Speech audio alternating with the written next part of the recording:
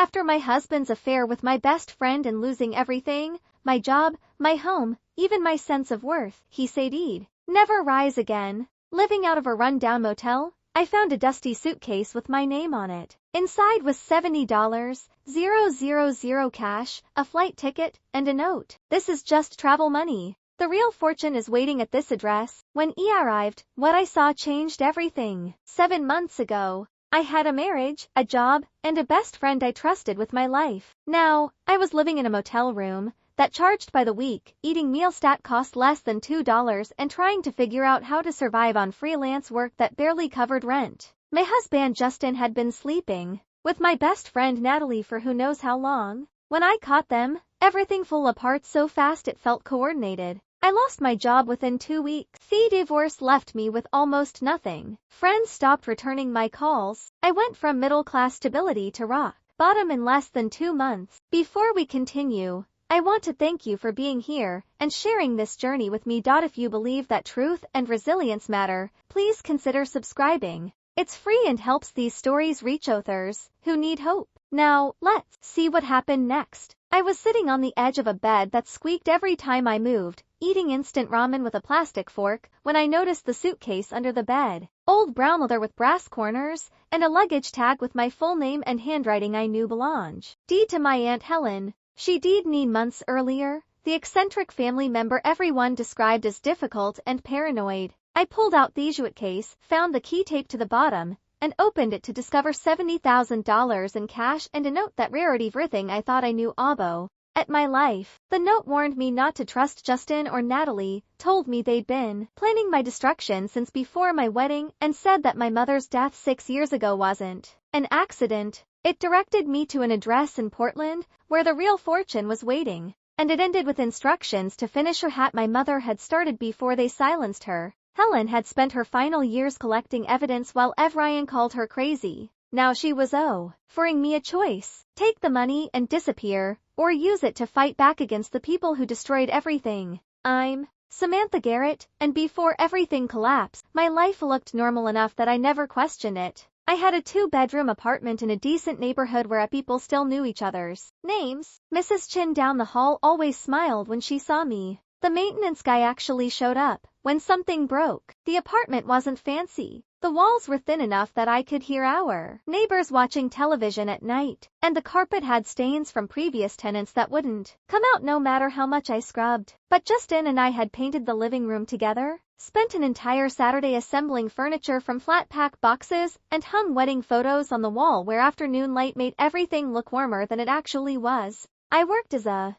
marketing coordinator at Brennan and Associates, a mid-sized firm downtown that handled campaigns for local businesses, small stuff, mostly social media strategies for family restaurants, website redesigns for dental offices, email marketing for boutique shops that could barely afford our services. It wasn't the career I'd imagined when I graduated college with dreams of working for major brands, but it paid $48,000 a year plus benefits. That was enough to cover my half of rent and groceries with a little left over for the occasional dinner out when Justin and I wanted to pretend we had more disposable income than we actually did. My boss, Marcus Brennan, was professional but distant, the kind of supervisor who complimented your work in meetings, but never quite promoted you. He remembered to ask about your weekend, but never actually listened to the answer. I'd been there for years, consistently receiving performance reviews that praised my reliability while somehow never translating into raises or advancement. But I didn't question it. I showed up every morning at 8:30,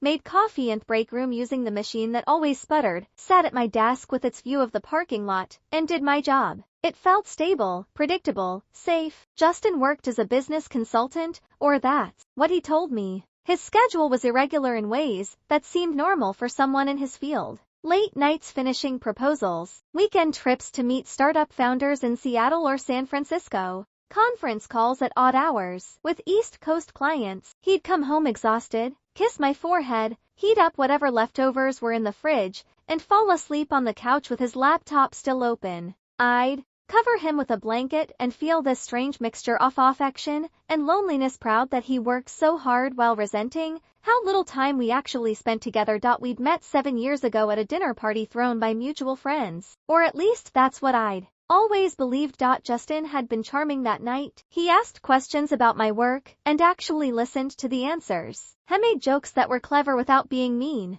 He offered to help clean up after dinner when everyone else had moved to the living room. He asked for my number at the end of the evening and I gave it to him while trying not to appear too eager. Our courtship felt natural and easy, like we'd been designed to fit together. Dinners at casual restaurants, walks through the city, lazy Sunday mornings, reading newspapers in bed. He proposed after 8 months, getting down on one knee in the same park where we'd had our third date. I said yes without hesitation because I couldn't imagine a reason to say no. But things had changed over the past 2 years. Subtle shifts that I noticed but convinced myself were normal. Justin became more protective of his phone, tilting the screen away when I walked past, taking calls in the other room, setting it face down and the table during dinner. He was vaguer about his work projects, offering broad descriptions instead of the detailed stories he used to share. He picked fights over small things, the way I loaded the dishwasher, whether we needed organic vegetables or regular ones, how much time I spent talking to Natalie.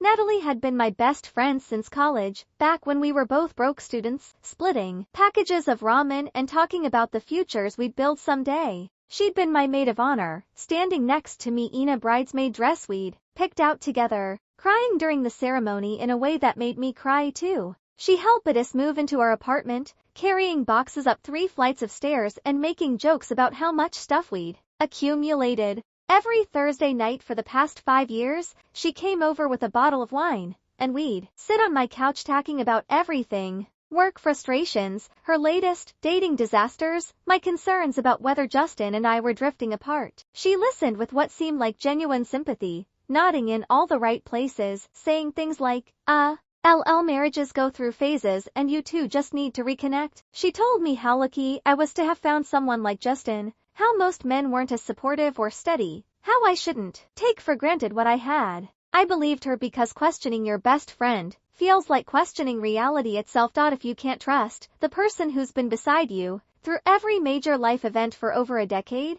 then who can you trust? My mother, Catherine, had died 6 years earlier in a car accident on a rainy night. Her vehicle wrapped around a tree on a road she'd driven hundreds of times. The police said she'd been going too fast, possibly fell asleep at the wheel. My Aunt Helen, my mother's older sister, insisted something was wrong with the official story. But everyone dismissed her concerns as grief talking. Helen had always been the difficult one, the family member who showed up to gatherings with pamphlets about corporate corruption and warnings about trusting wrong people. When she died 9 months ago, alone in her house, surrounded by filing cabinets and old newspapers, I felt guilty for not visiting more, for not taking her seriously, for writing her off as paranoid, when maybe she just seen patterns the rest of us were too comfortable to notice. I went to work every day, paid my bills on time, kept the apartment clean, tried to be a good wife, did everything right according to the unwritten rules of middle-class respectability.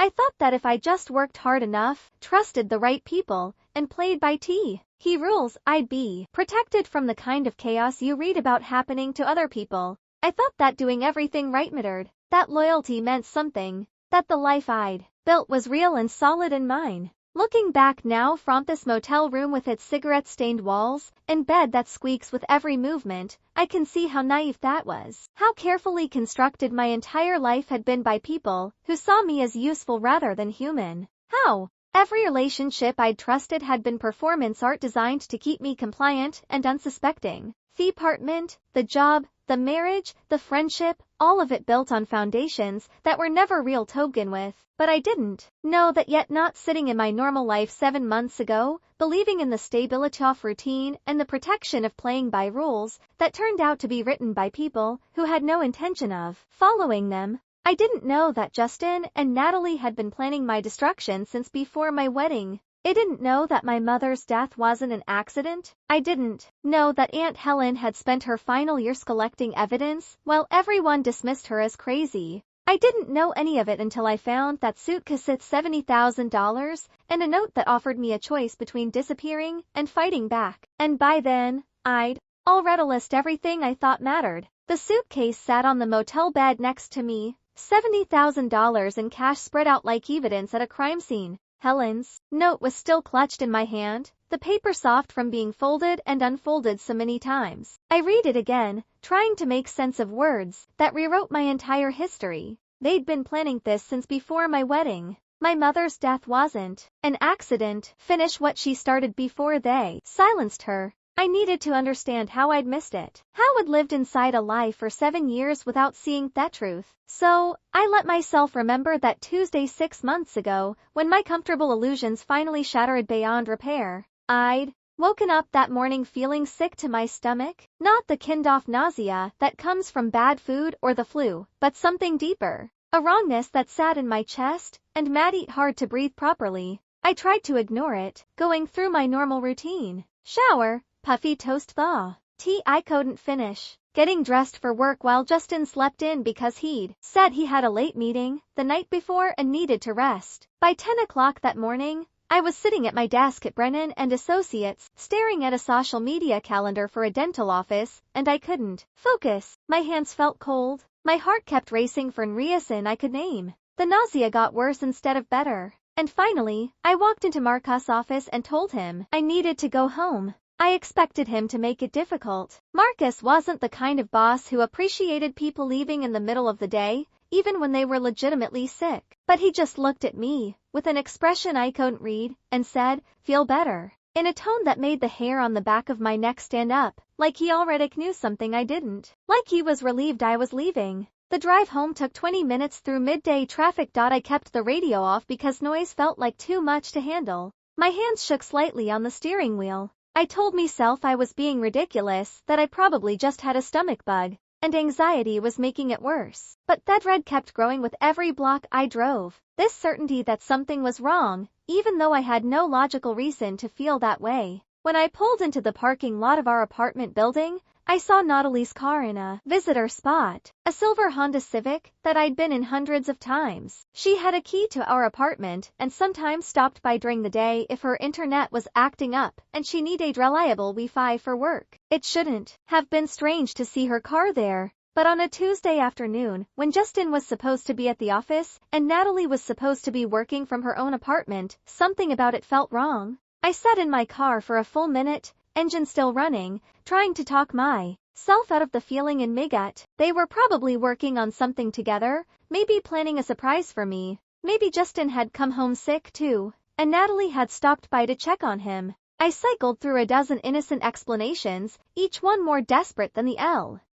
I finally turned off the engine and walked across the parking lot to our building, up 3 flights of stairs because the elevator was broken again, down the hallway with its worn carpet and flickering overhead light. I put my key in the lock as quietly as possible, though I couldn't have said why stealth felt necessary. The apartment was quiet when I stepped inside. Not the empty kind of quiet, but the occupied kind where you can sense people are home even when you can't hear them. I stood in the living room, my work bag still over my shoulder, listening. That's when I heard the laughter coming from our bedroom. Natalie's laughter, not her normal, the one she used when we were watching comedies on the couch, or when I said something genuinely funny. This was different or more intimate, the kind of laugh that's meant for someone specific, designed to make that person feel special and desired. I'd heard her use it before years ago, when she was dating someone she really liked back in college when we'd all been young and everything had felt less complicated. I stood frozen in my own living room staring at the closed bedroom door while my brain worked overtime to construct explanations that would let me keep believing in the life I thought I had. Maybe she was on the phone with someone. Maybe Justin wasn't even home and she was watching something on her laptop. Maybe I was misunderstanding the situation because I already felt sick and paranoid. But I knew somewhere beneath all the desperate rationalizations, I already knew what I was going to find when I opened that door. I crossed the living room, each step feeling like it took an hour. I didn't knock. Why would I knock on my own bedroom door in my own apartment? I just turned the handle and pushed it open. Justin and Natalie were in my bed, tangled in the gray sheets I'd washed 3 days earlier, looking at each other with the kind of intimacy that doesn't develop in an afternoon or even a week. This was familiar territory for them, comfortable routine. When they saw me standing in the doorway, the first emotion on Natalie's face wasn't shame or guilt. It was annoyance, like I was the one interrupting something important rather than discovering that my husband and my best friend had been systematically betraying me. She didn't scramble to cover herself. She didn't apologize. She just looked at me with this expression that said, Hi, are you making this dramatic when you should have seen this coming? Justin got out of bed and pulled on his jeans with the kind of practice deficiency that told me this wasn't the first time he'd had to get dressed quickly in an awkward situation. That realization landed harder than the initial shock of finding them together. This wasn't a spontaneous mistake. This wasn't a moment of weakness or poor judgment. This was routine for them, practiced something they'd done enough times that the mechanics of it had become smooth and automatic. He looked at me with an expression that was somehow worse than guilt would have been. It was impatience mixed with relief. Like this confrontation was an inconvenience, but also something he'd been waiting for because pretending had gotten tiresome. Sam, he said in that calm voice he used when he thought I was being unreasonable. We need to talk about this like adults. This isn't what it looks like. The absurdity of that statement almost made me laugh. It was exactly what it looked like. But he stood there in our bedroom in the middle of being caught in the most obvious betrayal possible and tried to gaslight me into questioning my own eyes, like I was Theon creating a problem by refusing to accept his affirming of reality. Natalie sat up holding the sheet around herself with a modesty that would have been funny if it hadn't been so insulting. She had the nerve to look at me with something close to pity. We didn't want you to find out this way, she said. Like there was a good way to discover your husband and best friend were having an affair. But honestly, Sam, this has been coming for a long time. You had to know things weren't working between you two. The presumption in that statement stole my breath. Not just that she'd been sleeping with Justin, but that she thought I should have known. That this was somehow predictable or even my fault for not noticing sooner that their betrayal was justified because my marriage had problems I'd been too stupid or blind to recognize. I asked the question I knew I'd regret asking. How long? My voice sounded strange tone. Too calm, too detached, like I was asking about something that didn't matter rather than the destruction of my entire life. Justin answered in the same emotionless tone, like he was discussing a business arrangement that had run its course. Does it matter? Long enough that we're sure about this, long enough that pretending became harder than being honest. That word pretending, it cut through me worse than any of the rest of it. How long had he been pretending to love me? How long had every kiss could be been performance? How long had every I love you been a lie? And how long had Natalie been sitting on my couch every Thursday night, drinking my wine, listening to me talk about my marriage problems, offering advice designed to keep me complacent while she was sleeping with my husband the rest of the week? I didn't scream. I didn't cry. I didn't throw things or make a scene. I just turned around, walked back into the living room, and started throwing clothes into a duffel bag I pulled from the hall closet. My laptop, chargers, toiletries, the practical things you need to survive when your life implodes. Justin followed me, still shirtless, still trying to have the adult conversation he'd mentioned, still acting like this was a reasonable situation that could be resolved through calm discussion and mature communication.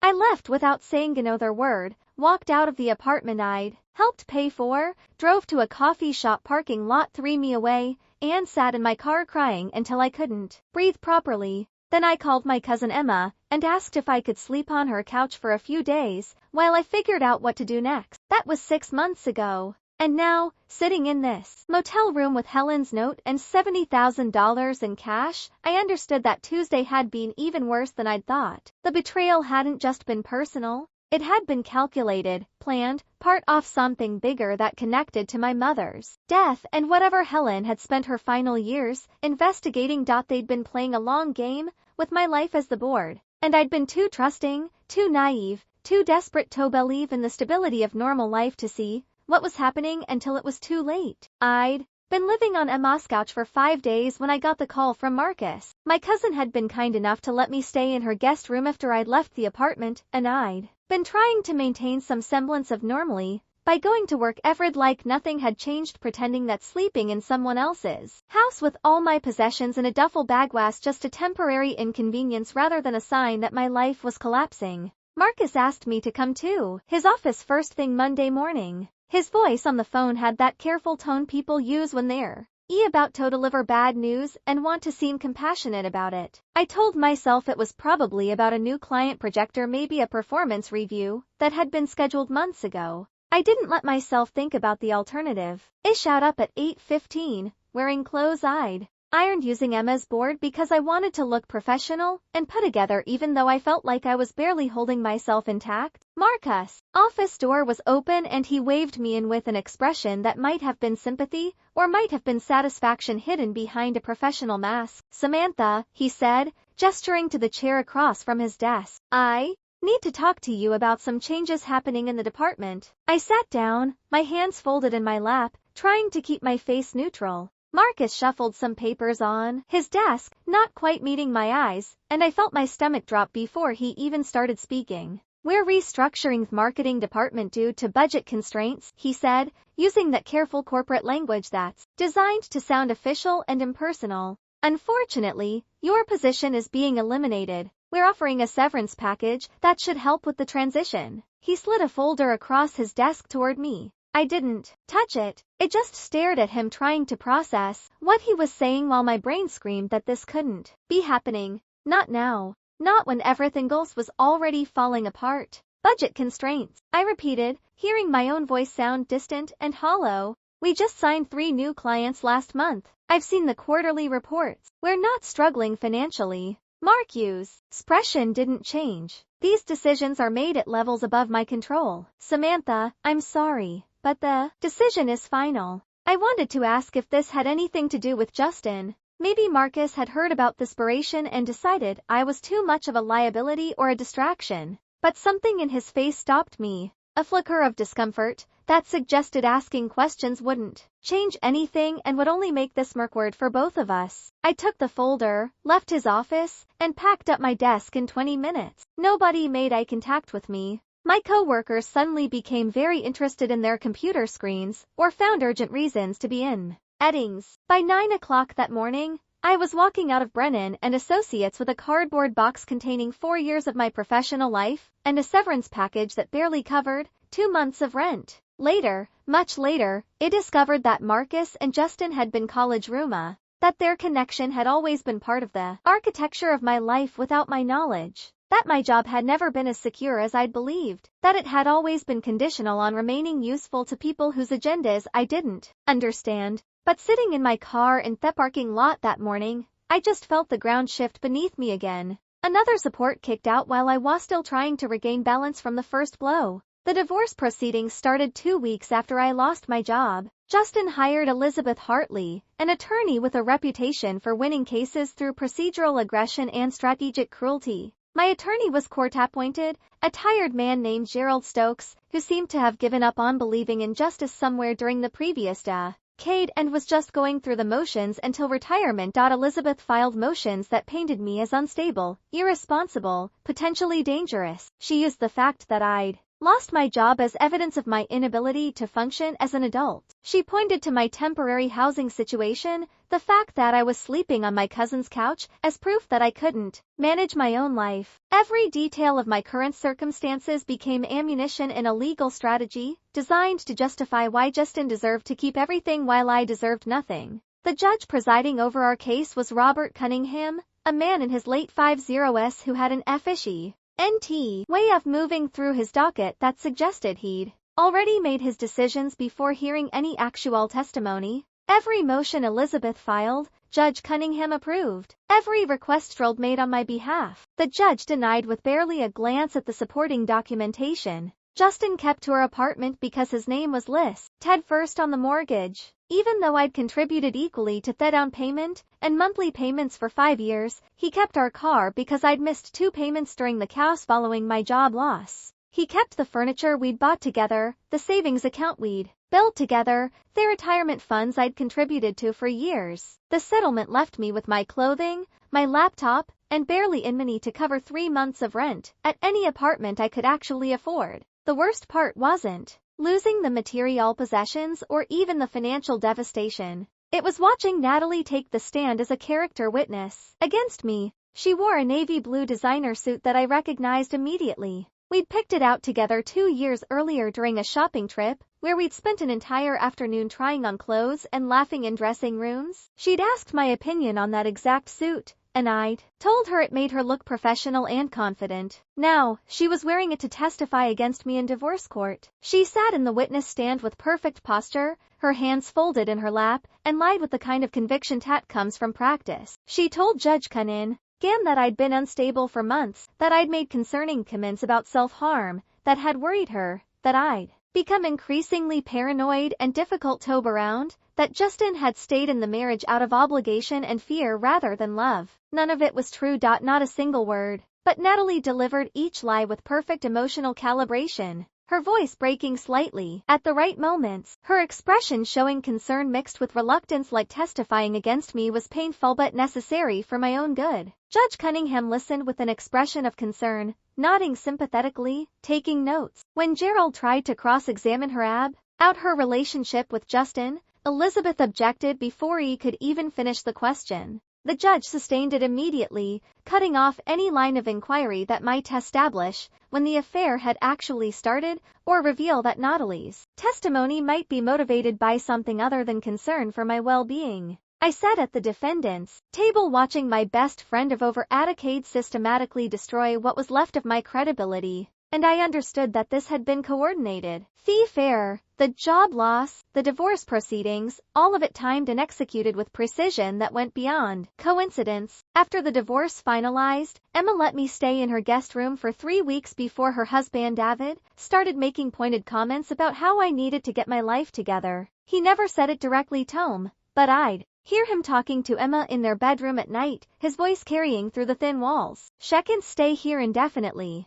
You're not helping her by letting her avoid dealing with her situation. She needs to find her own place and start rebuilding instead of hiding here. Emma would defend me in a tired voice that suggested she was running out of arguments. He's going through a difficult time. She just needs a little more support until she gets back on her feet. But I could hear the doubt creeping into her voice, the exhaustion of dealing with someone else's crisis. I started looking for anywhere else to go before Emma had to ask me to leave, and we both had to pretend it wasn't uncomfortable. My former colleague Diane offered her couch for 10 days. Then she decided my presence was bringing negative energy into her space, and she needed to focus on her own mental health. A friend from college said I could stay with her for a week, then remembered she had a family visiting and needed the spare room. Another friend let me sleep on her couch for 5 days before her roommate complained about having a stranger in their apartment. Everyone was sympathetic right up until sympathy became inconvenient, right up until supporting me required actual, sustained sacrifice rather than just kind words and temporary gestures. Then suddenly they remembered prior commitments, family obligations, personal boundaries, that meant I needed to become someone else's problem. I understood it on some level. Nobody wants to live with someone else's crisis indefinitely. Nobody wants their home to become a shelter for a friend who can't get her life together. But the speed with which people retracted their support taught me something about how conditional most relationships really are. How quickly compassion expires when it becomes uncomfortable. When I finally scraped together enough money from freelance social media work to pay for a weekly rate at the Crossroads Motel, it felt less like hitting rock bottom, and more like finally finding ground that didn't shift beneath me. At least the motel didn't pretend to care. At least Ratita at the front desk didn't offer false comfort or temporary sympathy that would evaporate when I became inconvenient. Room 14 became my address, my home, the place where I'd eventually find a suitcase containing $70,000 and a note that explained why my destruction had been so systematic and so complete. Room 14 at the Crossroads Motel became my address 3 days after the last friend stopped returning my calls. I'd scraped together $200 from freelance social media work for a local bakery and a pet grooming business, both of which paid in irregular installments that arrived weeks after I'd submitted invoices. The motel sat off Highway 52, the kind of place where the weekly rate was displayed more prominently than the nightly rate, and the sign out front had been missing letters for so long that nobody bothered to fix it anymore. The woman at the front desk had a name tag that said Rita, and an expression that suggested she'd witnessed this exact scenario thousands of times before. Women alone with duffel bags and spirit eyes paying weekly rates while pretending this was temporary. She didn't ask questions about why I waste the year or how long I planned to stay. She just took my cash, handed me a key attached to a green plastic tag with the number 14 embossed in fading gold numbers, and recited the rules in a flat voice that suggested she'd said this word so many times they'd lost all meaning. Weekly rate includes utilities. Checkout is 11 if you're leaving. No visitors after 10 o'clock. Laundry room is around back. Costs $3 a load. Vending machines take bills or coins. I thanked her and carried my duffel bag across the parking lot to a door that had been painted blue at some point in the distant past, but had faded to a color thaw.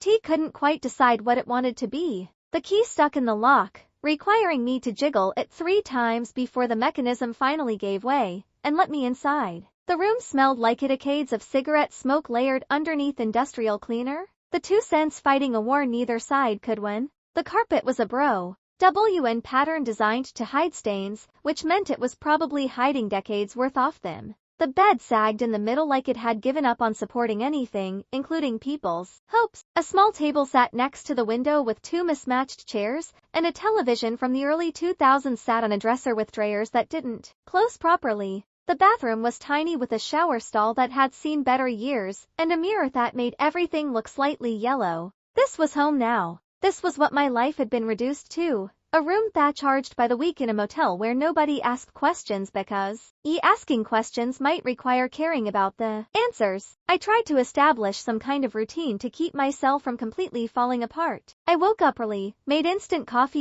using the small coffee maker that came with the room, and spent mornings applying for jobs online, marketing coordinator positions, social media manager roles, anything that seemed remotely related to me experience and qualifications. I sent out dozens of applications every week, customizing cover letters and updating my resume to match whatever the job posting seemed to value most. Nobody called back. Nobody even sent rejectee on emails. My applications disappeared into whatever digital void companies used to sort through hundreds of desperate candidates, and I heard nothing. In afternoons, I'd work on whatever freelance projects I could find. Small businesses that needed someone to manage their Facebook page, or write email newsletters or design graphics for promotions. The work paid poorly and arrived sporadically, but it was enough to cover my weekly motel rate with a little leftover for food. Dinner was usually instant ramen prepared in the microwave. Sometimes I'd splurge on a can of soup or a frozen meal from the convenience store 2 blocks away. I'd eat sitting on the edge of the bed watching television shows I didn't care about just to have noise that wasn't the sound of my own thoughts. My neighbors were mostly invisible. There was a long-haul trucker named Dale who parked his rig in the far corner of the lot and nodded at me sometimes when our paths crossed, but we never spoke. A woman who worked night shifts at the hospital kept her curtains permanently closed and came and went at odd hours. A man in his 60s lived in the room next to mine and played country music at a volume just low enough that I couldn't complain, but loud enough that I could hear it through the thin walls. I avoided looking at myself in the bathroom mirror because I didn't recognize the woman staring back. She had the same face I'd always had, but something fundamental had changed in her eyes. Something had broken and not healed, right? Leaving her looking hollow and defeated in a way that made me ashamed. This was my life now. This was what betrayal and systematic destruction looked like. A motel room that smelled like smoke and failure. Meals that cost less than $2. And the crushing understanding that nobody was coming to save me because everyone who might have cared had already decided it was too much trouble. I'd been living in room 14 for 3 weeks when I noticed the suitcase under the bed. I only found it back as I dropped my phone charger, and it had rolled under the bed frame. I got down on my hands and knees to retrieve it, reaching into the dusty space between the bed and the floor, and my hand hit something solid, something that shouldn't have been there. I pulled it out into the light, an old suitcase, battered brown leather with brass corners that had oxidized to a dull green. It looked like something from another era, the kind of luggage people used before everything became plastic and disposable. A luggage tag was attached to the handle with twine. And when I turned it over to read what was written there, my hands started shaking. Samantha Marie Garrett, my full name written in handwriting I would have recognized anywhere. The precise careful script of my Aunt Helen. I sat on the floor holding the suitcase trying to make sense of how it had gotten there. Helen had died 9 months ago. I'd attended her funeral, stood at her graveside, watched them lower her casket into the ground. She'd lived alone for decades, died alone in her house, surrounded by filing cabinets and old newspapers, and everyone had said it was sad, but not surprising, given how she'd isolated herself with her conspiracy theories and paranoid warnings about arresting the wrong people. How had her suitcase ended up under my bed in a motel room I'd only been living in for 3 weeks? Had she somehow known I'd end up here? Had she left it with Rita at the front desk, with instructions to put it in whatever room I ended up renting? The logistics of it seemed impossible, but the evidence was sitting right in front of me, my name written in Helen's unmistakable handwriting. The suitcase was locked with 2 brass latches that had small keyhole mechanisms. I turned it over, checking the sides and bottom, and found a small plastic bag taped underneath. Inside the bag was a key. Helen had always been paranoid, but she'd also been practical in ways that made sense only to her. She hid things in plain sight, left clues that required you to look carefully, trusted that the right person would find what she'd left behind. I peeled off the tape, removed the key from the plastic bag, and unlocked the suitcase with hands that wouldn't stop trembling. Inside was money, $70,000 in cash bundled with rubber bands, mostly $100 bills with some 50s mixed in. The bills smelled faintly of mothballs and old books, like they'd been stored somewhere for years before being packed into this suitcase. Underneath the money was a plain ticket printed on paper that had started to yellow slightly at the edges. Portland, Oregon. Departure date 4 days from now. And underneath the ticket was a note handwritten on yellow legal paper in Helen's distinctive script. Samantha, this is just travel money. The real fortune is waiting at this address. Don't trust Justin. Don't trust Natalie. They've been planning this since before your wedding. Finish what your mother started before they silenced her. That truth is important. Use it wisely. I read those words 3 times, each reading making them feel more impossible and more true at the same time. Don't trust Justin. Don't trust Natalie. They'd been planning this since before my wedding. My mother, Catherine, had died 6 years ago in what everyone said was a car accident, late night on a rainy road. Her car wrapped around a tree on a route she'd driven hundreds of times. The police report said she'd been going too fast, possibly fell asleep at the wheel. A tragic accident, but nothing suspicious. Helen had insisted something was wrong. She'd stood at the funeral, pulled me aside during the reception, and told me in an urgent whisper that my mother had been investigating financial fraud at the pharmaceutical company where she worked, that her death was too convenient, that timing didn't make sense, that I needed to be careful about who I trusted. I dismissed it as grief twisting into paranoia. Everyone had Helen was always seeing conspiracies, always warning about corporate corruption, always handing out pamphlets about things nobody else believed were real problems. We'd all learned to nod politely and change the subject. Now, I was sitting on the floor of a motel room holding $70,000 in cash and a note that said my aunt had been right about everything. I spent that night in room 1-4, staring at the money and the note, unable to sleep, unable to think about anything except the choice Helen was forcing me to make. By morning, I decided I wasn't running. I was done being the person things happened to. I was done disappearing while the people who destroyed my life got to move forward without consequences. I packed me duffel bag with the few possessions that mattered. Some clothes, my laptop, the $70,000 bundled in a waterproof bag. I left a note for Rita at the front desk saying I'd paid through the week but wouldn't be returning. And she looked at me, with an expression that might have been concern, or might have been relieved at her weekly tenant problem was solving itself. Good luck, she said,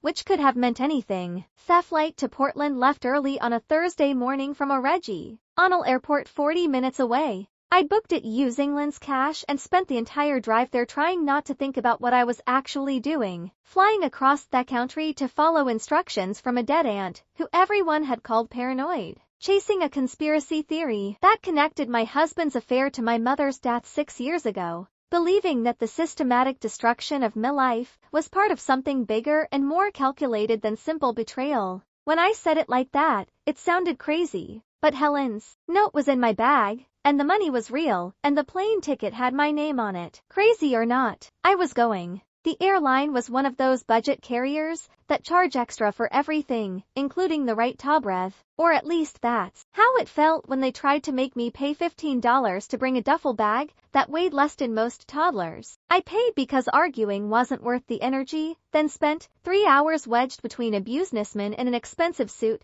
who monopolized both armrests like he'd paid extra for the privilege, and a college kid who watched videos on his phone without headphones like some kind of sociopath. I didn't sleep. The seats were designed by people who actively hated the human spine. But that wasn't really why I stayed awake. My mind wouldn't stop cycling through questions that had no easy answers. What had my mother discovered that made her dangerous enough to kill? How deep did Justin and Natalie's involvement actually go? Had any part of my relationship with Justin been real? Or had it all been performance from the very beginning? Were there genuine moments mixed in with the lies? Or had every kiss and every declaration of love been calculated manipulation? The businessman next to me kept glancing at the duffel bag I held on my lap, probably wondering why I was clutching it like it contained something irreplaceable instead of storing it in the overhead compartment like a normal person. I wanted to tell him it contained $70,000 and possibly the key to understanding why my entire life had been systematically dismantled, but I just stared out the window at darkness punctuated by scattered lights below, cities and towns full of people whose lives probably made sense to them in ways mine no longer did. Portland greeted me with gray skies and rain that felt different from rain back home. Colder, heavier, the kind of wet that seeps through clothing and settles into bones. I rented a car using some of Helen's cash and a credit card I'd been avoiding because it was probably close to maxed out. The rental agent barely looked at me, just processed that paperwork with the efficiency of someone who'd done this transaction 10,000 times and had stopped carrying around transaction number 50. The address Helen had written led me out of the city toward Lake Otsego, a suburb that felt quiet in a way that suggested money and privacy and neighbors who minded their own business. The GPS guided me through streets lined with mature trees and houses set back from the road, each property maintaining polite distance from its neighbors. Helen's house sat at the end of a cul-de-sac, a small ranch-style place that looked like it had been built in the 70s and hadn't been updated much since. The windows were dark.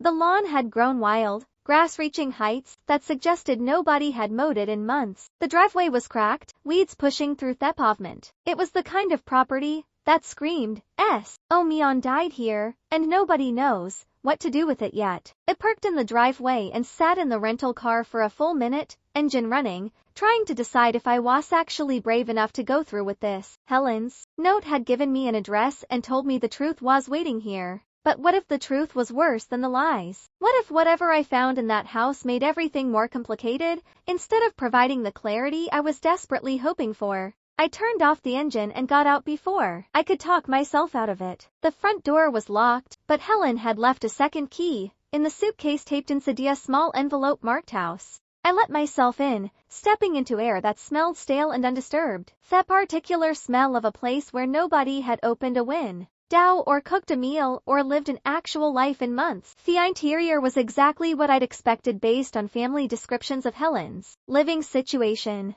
Books everywhere, stacked on shelves and piled on tables and lined up along the baseboards. Filing cabinets in the living room where most people would have put a couch. Papers organized in boxes with labels written in Helen's precise handwriting. The kitchen looked barely used, just a coffee maker and a microwave and a sink full of dishes that nobody had washed before she died. But the note had directed me to the shed behind the house, not the house itself. I walked through to the back door and stepped into an overgrown yard, where grass and weeds had taken over what might have once been an attempt at a garden. The shed sat in the far corner, a structure maybe 10 feet x 12 feet with newer locks on door than anything else on the property. That detail stood out immediately. Everything else looked old and neglected, but those locks were recent, industrial, the kind of hardware you use when you're protecting something that matters. I used the third key Helen had left this one marked shed, and the lock opened smoothly like it had been recently maintained. Inside, the shed was organized in a way that made the house look chaotic by comparison. Filing cabinets lined one wall, CH drawer labeled with years spanning from the 1980s to last year. Boxes were stacked along another wall indexed with the kind of precision you'd find in a professional archive. And in the back corner, partially hidden under a tarp, and some strategically placed paint cans. There was a trapdoor set into the floor. I moved the paint cans and pulled back the tarp. The trapdoor had a handle and a lock, and when I tried the fourth key Helen had left, it opened to reveal a ladder descending into darkness. I turned on my phone's flashlight and climbed down into what turned out to be a crawl space that had been converted into a climate-controlled evidence room. The space was maybe 7 feet tall and 15 feet square, lit by battery-powered LED strips that flickered on. When I reached the bottom of the ladder, the air was cool and dry, maintained by a dehumidifier that hummed quietly in the corner. Filing cabinets, more boxes, a table with a laptop, and what looked like an old cassette player, and scattered throughout, photographs and documents protected in clear plastic sleeves. Helen had spent years building this, a secret archive documenting something she believed was worth preserving, even if everyone thought she was paranoid for doing it. I started with the photographs because they were right in front of me, arranged on the table like evidence in a trial. The first one I picked up made my hands start shaking so badly I nearly dropped it. My mother, Catherine, standing between Justin and Natalie at what was clearly some kind of conference. All three of them wearing name tags and business casual clothing, smiling at the camera like colleagues who knew each other well. The banner in the background said Meridian Pharmaceuticals Annual Research Summit. The date printed on the bottom of the photo was 8 years ago. 8 years. 2 full years before I'd supposedly met Justin by chance at a dinner party. 2 years before our relationship had started. I stared at that photograph, my brain trying to construct explanations that would let me hold on to any part of the narrative I'd believed about my own life. Maybe they'd met briefly at a conference and forgotten about it. Maybe it was a coincidence. Maybe the photo was mislabeled. But I knew better. This wasn't coincidence. Justin hadn't met me by accident. He'd been positioned in my life deliberately, cultivated as a relationship by people who needed access to my mother and saw me as the easiest entry point. I'd been a target before I'd been a girlfriend, a mark before I'd been a wife. And every moment of intimacy, every declaration of love, every promise about our future together had been performance art in service of something I was only now beginning to understand. I set down the photograph with shaking hands and reached for the cassette player. The cassette player was old, one of those portable models from the 1980s, with built-in speakers and a handle for carrying. Next to it sat a stack of cassette tapes, each one labeled in Helen's handwriting with dates, names, and brief descriptions. I picked up the first tape in the stack labeled Justin Garrett and Richard Moss, March 2019. Discussion of Catherine Avon investigation status. My mother's name written there in Helen's careful script made my chest tighten. I loaded tape into the player, pressed play, and heard static, followed by voices that made my hands go cold. The first voice belonged to Justin. I'd heard that voice every day for 7 years. Listen to it tell me he loved me. Listen to it make promises about our future together. Now I was hearing it discuss my mother like she was a problem that needed solving. Catherine's getting too close, Justin said, his tone businesslike and completely devoid of emotion. She's made copies of the trial data, and she's been meeting with someone at the FDA. I don't know who yet, but I'm working on finding out through Samantha. Second voice responded, older and more authoritative. That must be Richard Moss. We can't let this go public. The approvals we've secured are worth billions. And if she exposes the data manipulation, we're looking at criminal charges and the end of the company. Can you contain her through the daughter? He tried, Justin said. But Catherine doesn't discuss work details with Samantha. She's protective, thinks she's keeping her daughter safe by not involving her in whatever she's investigating. It's actually making my job harder because Samantha doesn't know anything useful. Then we need to consider other options, Richard said. And something in his tone made my blood run cold. More permanent solutions. We can't risk everything because one accountant developed a conscience. I paused the tape because I couldn't breathe properly. They were discussing killing my mother, planning it like it was a business decision, weighing options and considering strategies. And Justin, the man I'd married, the man I'd built a life with, was part of that conversation. He'd been using me to try to gather information about what my mother knew. And when that didn't work, he'd participated in planning her murder. I forced myself to press play again. There are ways to make it look accidental, Richard continued. We have people who specialize in this kind of problem. Car accidents happen all the time, especially on rainy nights on dangerous roads. Nobody questions those. What about afterward? Justin asks. If Catherine dies, Samantha's going to be devastated. She'll lean on me for support, which gives me more access to her life. But there's also that aunt, Helen. She's paranoid and suspicious of everything. If Catherine dies, Helen's going to start asking questions. Let her ask, Richard said dismissively. Nobody takes Helen Vaughn seriously. She's been crying wolf about corporate corruption for decades. If she starts claiming Catherine's death wasn't an accident, people will just think she's being paranoid again. The key is making sure there's nothing concrete for her to find. We clean up thoroughly, make sure the accident investigation is handled by people we can trust, and move on. The recording continued for another 20 minutes, detailing logistics and contingencies, discussing my mother's murder with the same tone people use when planning a vacation or organizing a work project. When it finally ended, I sat in the silence of Helen's underground archive, trying to process what I just heard. Justin hadn't just been having an affair. He'd been a plant from the beginning, positioned in my life specifically to monitor my mother's investigation into Meridian Pharmaceuticals. He'd courted me, proposed to me, married me, all as part of a strategy to gain access to information that might threaten a multi-billion-dollar fraud scheme. And when using me didn't work, when my mother kept her investigation separate from her family life, they'd killed her and made it look like an accident on a rainy night. I found more tapes, conversations between Natalie and someone named Dr. Sarah Chin, apparently Natalie's aunt and a senior researcher at Meridian. These recordings revealed that Natalie had been assigned to befriend me after my mother's death to make sure I remained isolated and manageable, to monitor whether I showed any signs of investigating what had really happened. Every Thursday wine night had been surveillance. Every heart-to-heart conversation had been data collection.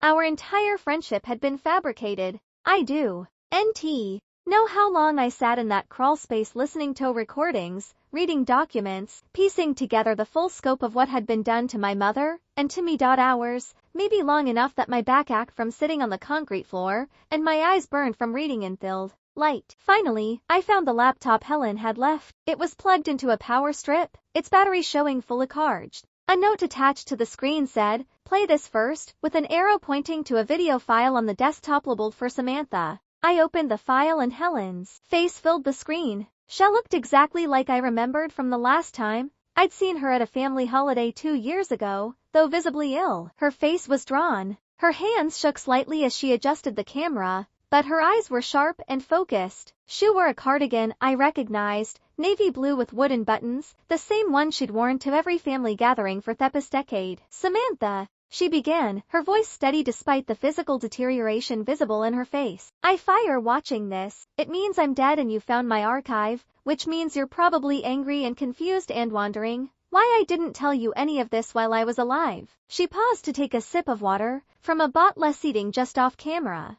"The answer is that I tried. I warned you about Justin at your engagement party. I pulled you aside and told you to be careful, that something about him felt wrong. I told you to watch how Natalie behaved around him, to pay attention to the small things that didn't quite add up. You thought I was being paranoid. You said I saw conspiracies everywhere and needed to let you live your own life without interference." Helen's expression softened slightly, and I don't blame you for that. I'd spent decades being the family member everyone described as difficult and eccentric, the one who handed out pamphlets about corporate corruption at Thanksgiving. The one who warned about trusting people with perfect smiles and convenient explanations. By the time I tried to warn you about Justin, you'd already learned to dismiss everything I said as paranoia. She adjusted the camera angle slightly, leaning forward. "Your mother, Catherine, was my best friend long before she was your mother. We grew up protecting each other, and when she discovered what Meridian was doing, she came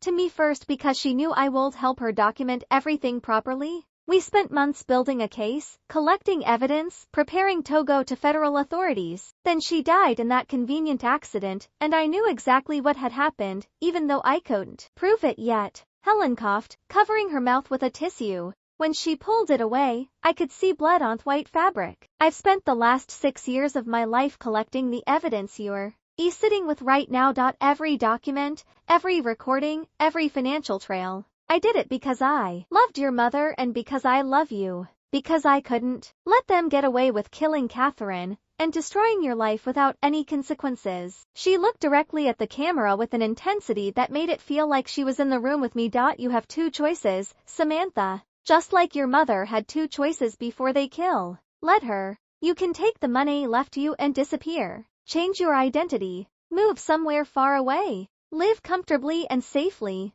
And never look back. Nobody would blame you for choosing survival over justice. You've already lost so much. You deserve peace if that's what you want. Helen coughed again, harder this time, and had to pause for a long moment before continuing. Or you can fight. You can use everything I've collected and burn these people down. Expose Meridian. Expose Justin and Natalie and everyone who participated in your mother's murder and your destruction. It won't be easy. They have money, lawyers, political connections. You'll be threatened. You'll be harassed. You might be in danger. But Samantha, if you fight, you might actually win. And even if you don't win completely, I'll make them pay a price for what they did. She smiled. Then, that crooked smile I remembered from childhood, when she'd sneak me extra cookies, or let me stay up past my bedtime reading in her library. Either way, I'll have a story worth telling. Your mother would be proud of you no matter what you choose. But I think we both know which choice lets you sleep at night. Helen's expression became serious again.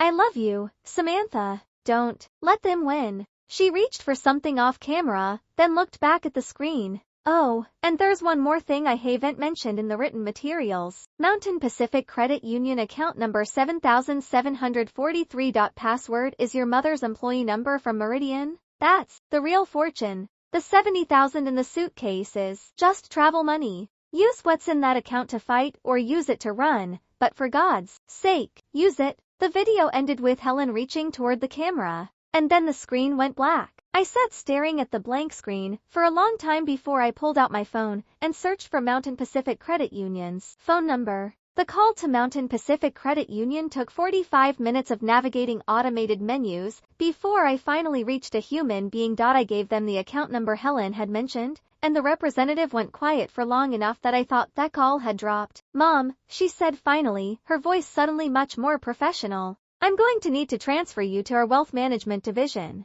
Please hold. The hold music was classical piano that sounded like it was being played underwater. After what felt like an eternity, a woman named Patricia came on the line and asked me to verify my identity using my mother's employee number as the password. When I gave her the numbers, she paused for a moment before explaining in careful language that Helen had established a trust in my name. The trust contained stock portfolios, real estate holdings, and intellectual property rights that your mother acquired before her death, Patricia said. The total value is approximately $14 million, structured to protect it from legal challenges and ensure that only you can access it. $14 million. The words didn't sound real. They sounded like dialogue from a movie about someone else's life, not mine. I was sitting in a dead woman's underground archive, surrounded by evidence of conspiracy and murder, and now being told that I had access to more money than I could properly comprehend. Helen had spent 6 years not just collecting evidence, but building a financial foundation that would allow me to fight without being destroyed by legal fees and endless court battles. She'd wrapped justice like a gift and left it with enough resources to actually achieve it. I chose to fight. Using the contact information Helen had left in her files, I called Agent Maria Torres at the FBI's Portland field office. She answered on the third ring with a tone that suggested she was busy and didn't have time for whatever I was calling about. This is Torres. My name is Samantha Garrett, I said, hearing my own voice shake slightly. My Aunt Helen Vaughn left me information about a case I think you've been trying to build about Meridian Pharmaceuticals. The silence on the other end lasted long enough that I checked my phone to make sure the call hadn't dropped. Where are you right now? Maria asked, her tone completely changed. Lasso, at my aunt's property. Don't leave. I'm coming to you. Don't talk to anyone else about this. Don't touch anything else. And whatever Helen left you, just wait for me. I'll be there in 40 minutes. She hung up before I could respond. Maria arrived in 35 minutes, Wick suggested. She'd driven faster than was probably legal. She was in her late 40s with gray streaking through dark hair pulled back in a practical ponytail, wearing jeans and a blazer with an FBI badge clipped to her belt. She looked at me standing in Helen's overgrown backyard with an expression that was part skepticism and part hope. Shome, she said. I led her to the shed, down the ladder into the underground archive, and watched her face change as she took in the filing cabinets, the boxes, the organized documentation of 6 years of investigation. She put on latex gloves before touching anything, pulling out files, and reading with an intensity that made me understand why Helen had trusted her. Your aunt was either the most thorough investigator I've ever encountered, or she was completely brilliant, Maria said after about 20 minutes of reviewing documents. Probably both. This is enough to open a federal investigation. We're talking conspiracy charges, fraud,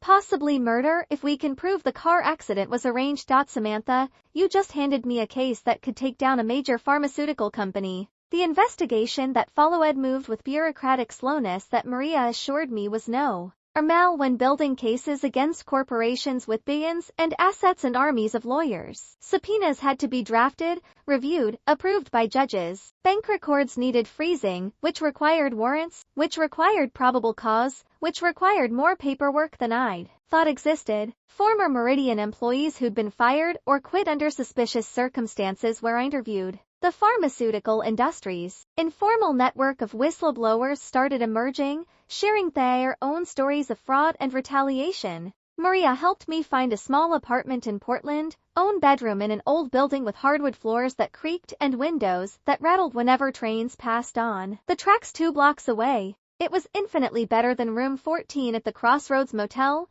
but I kept it modest because I didn't want to feel like I was spending resources that should be reserved for the legal battle ahead. Used money from Helen's trust to pay rent and buy groceries, living simply while the investigation churned forward. I met with prosecutors every few weeks. They had detailed questions about every piece of evidence Helen had collected, asking me to explain timelines and relationships and conversations I'd overheard years ago that I hadn't understood were significant at the time. They wanted to know about Justin's schedule, about Natalie's visits, about me mother's behavior in the months before she died. I answered everything as thoroughly as I could, watching them take notes and exchange glances that suggested they were building something substantial. Maria called periodically with updates that mostly consisted of, "We're making progress, and don't talk to anyone about this." It was what federal agents say when they can't share details, but want you to know you haven't been forgotten. The waiting was harder than anything that had come before. I'd handed over everything Helen had collected, and now I was just existing in limbo, hoping that the machinery of justice would actually work for once instead of grinding up innocent people and spitting them out as statistics. For months after I'd first met Maria in Helen's underground archive, things started happening with the kind of speed that suggested the government had finally accumulated enough evidence to move forward confidently. It began on a Wednesday morning in early spring. Meridian Pharmaceuticals headquarters got raided by federal agents who carried boxes out of a gleaming glass building that looked like a monument to corporate success. The images made national news, showing employees standing in the parking lot looking confused and scared while agents and FBI windbreakers methodically dismantled what had seemed like an untouchable empire. Richard Moss, the CEO whose voice I'd heard on Helen's recordings discussing my mother's murder like it was a minor inconvenience, was arrested at his home. News cameras got footage of him being let out in handcuffs past his neighbors, past reporters shouting questions he didn't answer,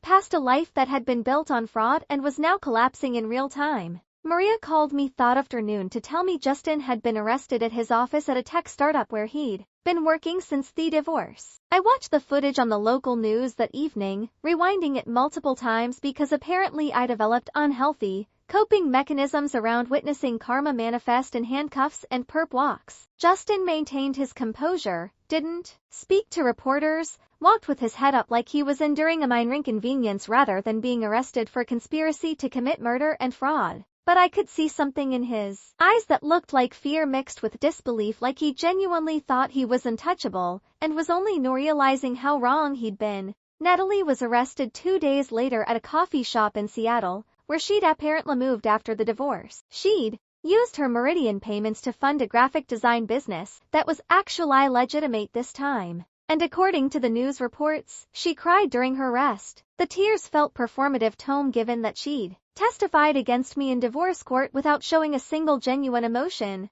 Her attorney issued a statement claiming she'd been manipulated by Justin and had no idea about the extent of the conspiracy, that she was a victim herself who'd been taken advantage of by more powerful people. but I'd heard the recordings of her conversations with Dr. Sarah Chin. I'd read the documents showing payments made specifically to maintain her friendship with me as a monitoring operation. Natalie hadn't been a victim. She'd been a willing participant who'd cultivated our friendship deliberately to ensure I remained isolated and manageable after my mother's death. Every Thursday wine night had been surveillance. Every conversation where she'd encouraged me to trust Justin, to ignore my instincts, to believe that my marriage problems were normal, had been calculated manipulation. The betrayal from Natalie cut deeper than Justin's. In some ways, I'd chosen to marry Justin, but Natalie had been assigned to me without my knowledge or consent. Our entire friendship had been fabricated from the beginning. Then came the news about Judge Robert Cunningham. He resigned from the bench with a statement about wanting to spend more time with family, which is what corrupt officials say when they're hoping resignation will prevent criminal prosecution. It didn't work. He was indicted 3 weeks later for accepting bribes and manipulating court proceedings. Documents Helen had collected showed he'd purchased a vacation home through a trust that traced back to Meridian, that he'd been ruling in favor of corporate interests for years in exchange for payments disguised as consulting fees. Every case he'd presided over in the last decade was reviewed. My divorce case was among the first, and a new judge took 5 minutes to determine that the original ruling had been based on fabricated testimony and biased proceedings. Everything Cunningham had decided was vacated, erased like it had never happened. Maria called me the day their review of my case was completed. Your marriage to Justin is being annulled rather than finalized as a divorce. She said the court's declaring it invalid from the beginning due to fraud. You're also getting a formal apology from the judicial system for whatever that's worth. It was worth something. Not enough to undo the damage or erase the months of suffering, but something. The formal apology from the judicial system arrived as a letter on official court stationery signed by 3 judges, including the one who reviewed my case. It acknowledged that I'd been subjected to proceedings that were fundamentally compromised by corruption and fabricated testimony. It expressed regret for the harm caused by a system that had failed to protect me from coordinated fraud. It was 2 pages of careful legal language that tried to convey remorse, without admitting liability in a way that might open the courts to further lawsuits. I read it once and filed it away with all the other documents that marked the destruction and slow rebuilding of my life. The apology didn't undo the months I'd spent sleeping on couches and in motel rooms. It didn't erase the trauma of watching my best friend testify against me with lies or the humiliation of losing everything because a judge had been bought. But it was acknowledgement, official recognition that what had been done to me was wrong. The trials began 6 months after the arrests and stretched across a year and a half. Maria had warned me that cases this complex moved slowly, that building prosecutions against multiple defendants with interconnected criminal activity required patience and meticulous attention to procedural detail. He was right. The legal process ground forward with the kind of bureaucratic thoroughness that makes glaciers look fast by comparison. Richard Moss went to trial Phi. RST. His case became a media spectacle that dominated news cycles for weeks. Pharmaceutical industry whistleblowers testified about the culture of fraud at Meridian,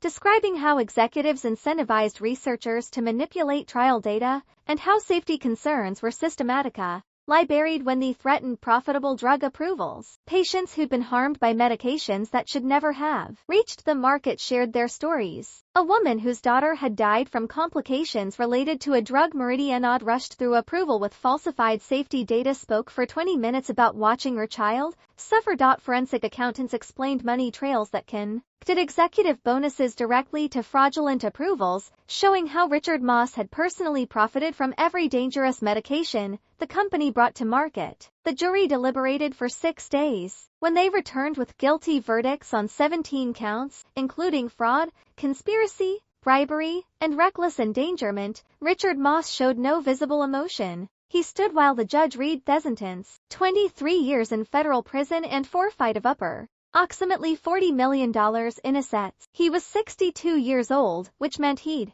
likely spend the rest of his life incarcerated. I watched the sentencing from the gallery, sitting in the back row, where I could observe without being noticed. When the judge finished reading sentence, and the bailiffs led Richard Moss away in handcuffs, I felt something that wasn't quite satisfaction and wasn't quite closure. It was more like watching a long mathematical equation finally balance, all the variables falling into their proper places after years of deliberate miscalculation. Justin's trial was smaller and quieter, without the media attention that had surrounded Richard Moss, but it was more personal for me. I attended every day oft proceedings, sitting in the same seat in the back row, watching prosecutors present evidence of his role line monitoring my mother, his participation in planning her murder, his 7-year marriage to me as an extended intelligence gathering operation. The recordings Helen had collected were played in court. I listened to Justin's voice discussing my mother like she was an obstacle that needed removing. Heard him report on conversations I'd had about her work, heard him strategize about how to use our relationship for information gathering. The prosecutors presented bank records showing payments made to him throughout our marriage, demonstrating that he'd been compensated for every month he'd spent pretending to love me. His defense attorney tried to argue that Justin had been a low-level participant manipulated by more powerful people, that he'd been coerced into involvement he hadn't fully understood. But the recordings showed someone who'd been enthusiastic and willing, had made strategic suggestions about how to approach my mother's murder, who'd continued receiving payments and participating in the conspiracy years after her death. The jury returned guilty verdicts on charges of conspiracy to commit murder, fraud, and racketeering. The judge sentenced him to 15 years in federal prison. When the verdict was read, Justin looked at me across the courtroom. His expression was complicated, something between anger and resignation, as if he couldn't quite believe that the woman he'd married as part of a surveillance operation had been the one to bring evidence that destroyed him. I looked back without blinking, without emotion, because I was done being intimidated by people who'd systematically underestimated what I was capable of when pushed far enough. Natalie accepted a plea deal rather than going to trial. In exchange for testimony against other defendants, her sentence was reduced to 8 years. She provided information about Dr. Sarah Chin and other Meridian employees who'd been part of the conspiracy, helping prosecutors build cases against people who might otherwise have escaped accountability. 6 months after her sentencing, I received a letter from her, 3 pages written on prison stationery, full of apologies and explanations about how she'd been young and desperate for money when Meridian first approached her, how she'd made terrible choices she regretted every day, how being assigned to befriend me had started as just a job, but had become complicated when she'd actually grown to care about me despite the lies. She asked if we could eventually find a way to forgive each other and move forward because our friendship had meant something real, even though it was built on deception. I read the letter once while sitting in my Portland apartment with morning coffee, and I felt nothing but a hollow kind of satisfaction. The letter was self-justification dressed up in the language of remorse, trying to rewrite history so that Natalie could see herself as a victim of circumstances rather than an active participant in destroying another person's life. She wanted absolution I wasn't willing to give. I filed the letter away in a folder with other evidence of betrayal and never responded. Some relationships can't be repaired and shouldn't be attempted. Forgiveness isn't something you owe to people who systematically destroyed your life just because they later regret getting caught. The civil lawsuit against Meridian Pharmaceuticals took another 2 years to resolve. The company fought aggressively, deploying teams of lawyers to challenge every claim and drag out proceedings as long as possible, but eventually facing the weight of evidence that had already resulted in criminal convictions for their executives, they settled. The terms required Meridian to pay $2.7 billion to patients who'd been harmed by their fraudulent drug approvals. They had to fund independent safety reviews of every medication they brought to market in the past decade. They were placed under federal monitoring for 5 years with regulators embedded in their approval processes to prevent future fraud. My mother's estate received $12 million in wrongful death damages. I inherited it as her only living relative, and I donated every dollar to organizations that advocate for pharmaceutical safety and transparency. The money felt tainted, earned through me mother's murder, and I already had enough resources from Helen's trust to live comfortably without it. Instead, I used part of Helen's trust to start the Vaughn Foundation, a non-profit organization dedicated to investigating pharmaceutical fraud and supporting whistleblowers who risk their careers to expose corporate misconduct. We hired investigators to track down evidence of safety violations. We funded legal defenses for employees facing retaliation after reporting problems. We published reports that Meta Pharmaceutical Company's uncomfortable, shining light into corners where they preferred darkness. The foundation became my full-time work, my way of channeling grief and anger into something productive, something that would have made my mother and Helen proud, something that turned their deaths into a legacy that actually helped people instead of just being tragic endings to lives cut short by greed. I still think about room 14 at Crossroads Motel, sometimes about sitting on that sagging bed, eating instant ramen with a plastic fork, wondering if I'd ever climb out of the hole my life had become. I keep the receipt from my last week there in my wallet as a reminder that rock bottom is real, that humiliation and betrayal can strip away everything you thought defined you, but they can't actually destroy you unless you let them. Helen had understood that. She'd spent her final years building a case and assembling resources because she believed truth mattered more than comfort and justice mattered more than safety. She'd been right. The paranoid aunt everyone dismissed had been the only one who understood how the world actually worked, who recognized that powerful people don't stop being corrupt just because you trust them, or play roles they ignore. The final truth Helen left me proved prophetic in ways I'm still discovering. Fighting doesn't always lead to winning, but not fighting guarantees losing. I built a meaningful life from the ruins of a fraudulent one. Messy and complicated and fundamentally honest. The kind of ending my mother and Helen would have appreciated. The kind of story that reminds people that patience and documentation can topple empires built on lies. And that sometimes the greatest revenge is simply refusing to let corrupt people erase you from the narrative they've constructed around their own importance. I'm